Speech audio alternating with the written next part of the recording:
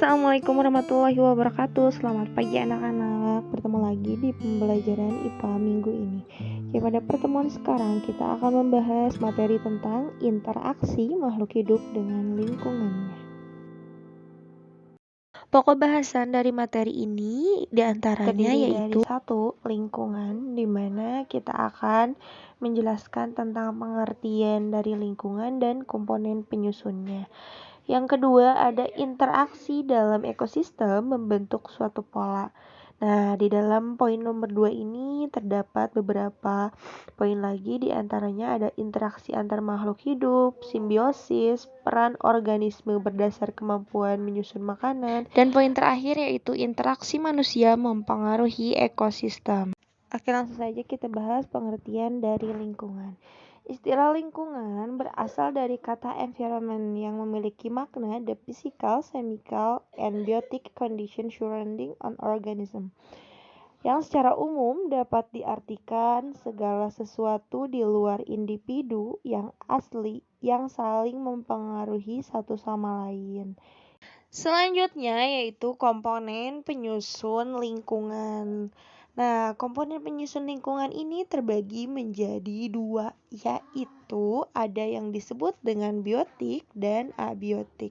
Biotik adalah komponen yang hidup, sedangkan abiotik itu komponen yang tidak hidup. Contoh dari abiotik yaitu meja, piring, mobil, air, dan lainnya. Sedangkan contoh dari biotik yaitu tumbuhan, hewan, manusia, dan mikroorganisme. Nah, ini contoh lain dari abiotik yaitu ada batuan, air, udara, suhu, dan gunung berapi.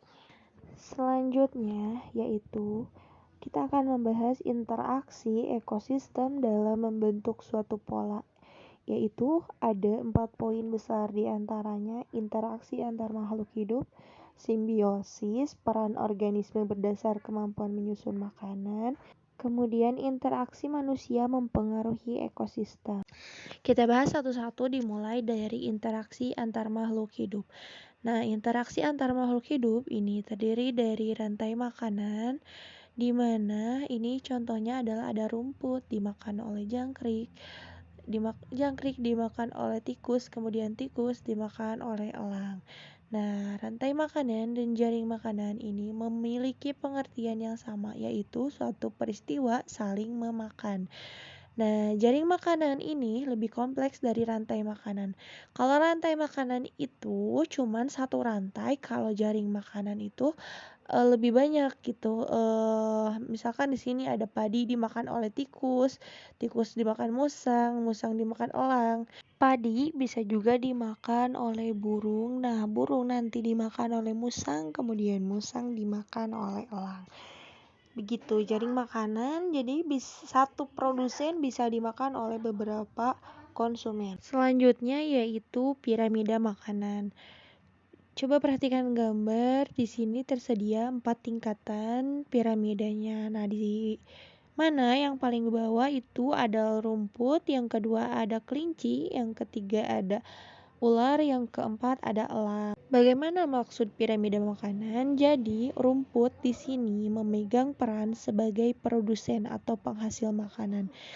Kelinci berperan sebagai konsumen tingkat 1, kemudian ular berperan sebagai konsumen tingkat 2, dan elang ini berperan sebagai konsumen tingkat 3. Apa yang dimaksud dengan konsumen? Konsumen itu yang memakan produsen. Nah, kenapa disebut tingkat 1, 2, 3? Karena contohnya di sini kelinci disebut konsumen tingkat 1 karena dia langsung memakan pada produsen. Sedangkan ular disebut konsumen tingkat 2 karena dia memakan konsumen tingkat 1. Begitupun pada elang disebut konsumen tingkat 3 karena elang memakan konsumen tingkat 2 yaitu ular. Selanjutnya kita akan membahas materi tentang simbiosis. Nah, simbiosis memiliki pengertian yaitu bentuk hidup bersama antara dua individu yang berbeda jenis, di mana simbiosis itu sendiri terbagi menjadi 3 jenis. Yang pertama ada simbiosis mutualisme, Simbiosis yang terjadi di antara dua individu yang saling menguntungkan. Sedangkan yang kedua ada simbiosis komensalisme, yaitu simbiosis yang memberikan keuntungan kepada salah satu individu yang berinteraksi. Yang terakhir yaitu simbiosis parasitisme, di mana interaksi di antara dua individu ini yang satu dirugikan dan yang satunya lagi diuntungkan. Selanjutnya, kita akan membahas peran organisme berdasar kemampuan menyusun makanan. Nah, di sini ada yang disebut dengan autotrop dan heterotrop. Autotrop adalah organisme yang mampu membuat makanannya sendiri, sedangkan heterotrop tidak mampu membuat makanannya sendiri, atau disebut juga sumber energi bisa didapat dari organisme yang lainnya. Heterotrop ini terbagi menjadi 3 bagian, yaitu berdasarkan jenis makanannya. Ada yang disebut dengan herbivora, hewan pemakan tumbuhan. Kemudian ada yang disebut dengan karnivora, hewan pemakan daging. Yang terakhir yaitu omnivora, hewan pemakan segala. Jadi hewan omnivora ini memakan segala jenis makanan. Bahasan yang terakhir yaitu pola interaksi manusia mempengaruhi ekosistem. Oke, kalian bisa lihat di sini ada dua jenis kolam ikan. Yang pertama itu kolam ikan yang tercemar, yang kedua kolam ikan yang tidak tercemar. Jadi pola perilaku manusia ini dapat mempengaruhi terhadap ekosistem. Nah, contohnya di sini.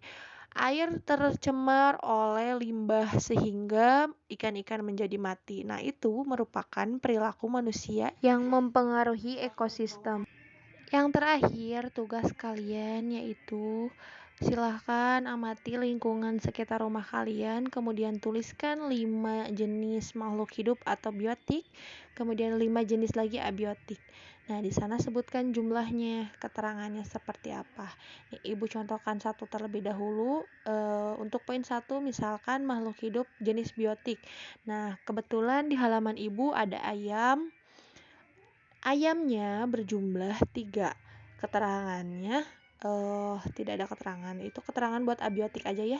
Hasilnya akan diupload, dimasukkan di saat kalian mengisi kuis setelah di akhir pembelajaran. Selamat belajar.